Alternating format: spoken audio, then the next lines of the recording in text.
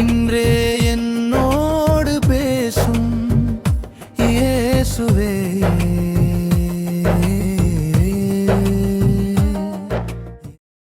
இன்று ஆண்டவர் உங்களோடு பேசும் வார்த்தை ஏசாயா 41 அதிகாரம் அதனுடைய 17வது வசனம். சிறுமையும் எளிமையுமானவர்கள் தண்ணீரை தேடி அது கிடையாமல் அவர்கள் நாவு தாகத்தால் வரலும் போது கர்த்தராகிய நான் அவர்களுக்கு செவி கொடுத்து இஸ்ரவேலின் தேவனாகிய நான் அவர்களை கைவிடாதிருப்பேன். பாருங்க, ஒரு இடத்துல நம்ம தண்ணீர் தாகத்தோடு ஒரு வனாந்திரத்தில் ரொம்ப அலையிறோம், தண்ணீர் கிடைக்கவே இல்லை. அங்கே எங்கே நம்ம சுற்றி திரிகிறோம், தண்ணீர் எப்போ கிடைக்கும்னு சொல்லி நம்ம ரொம்ப நம்முடைய நாவு தாகத்தில் வறண்டு போகும்போது கர்த்தராகிய நான் அவர்களுக்கு செவி கொடுத்து, தேவ பிள்ளைகளை, பிரச்சனை நிமித்தம், பாடுகள் நிமித்தம், இதில் எனக்கு ஒரு விடுதலை இல்லை, எனக்கு ஒரு அற்புதம் நடக்கலை, என் வாழ்க்கையில் ஒரு நன்மை உண்டாகலை என்று சொல்லி நீங்கள் அதை தேடி தேடி அது கிடைக்கலையேன்னு சொல்லி நாவு வறண்டு இருதயம் சோர்ந்து போய் கண்ணீரோடு அந்த விளிம்பில் நீங்கள் நிற்கிறீங்களா? ஆண்டவர் சொல்கிறாரு, அப்படிப்பட்ட நேரத்தில் கர்த்தராகிய நான் உனக்கு செவி கொடுத்து உன் தேவனாகிய நான் உன்னை கைவிடாதிருப்பேன்னு ஆண்டவர் சொல்கிறாரு.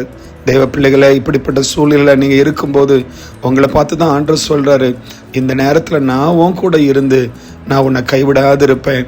வனாந்திரத்தில் தனிமையாக இருக்கிற நேரம், யாருமே ஆட்கள் இல்லாத, ஜனங்கள் இல்லாத ஒரு இடம், எவ்வளவுதான் சத்தமிட்டு கூப்பிட்டாலும் யாருமே உதவிக்கு வர முடியாது.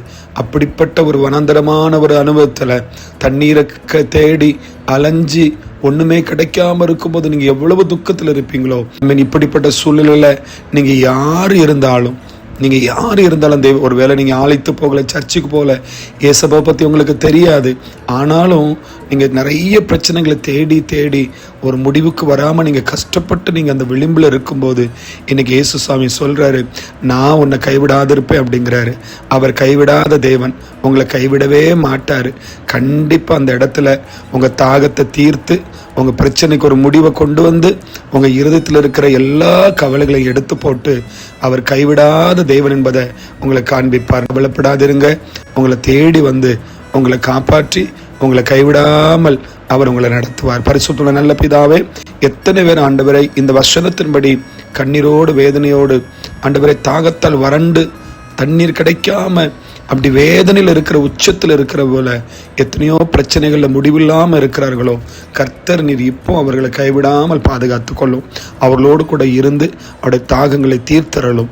ஆண்டவரே, உடைய நாம மகிமைப்படட்டும். இயேசு மூலம் ஜெபிக்கிறோம் நல்ல பிதாவே, ஆமேன். God bless you.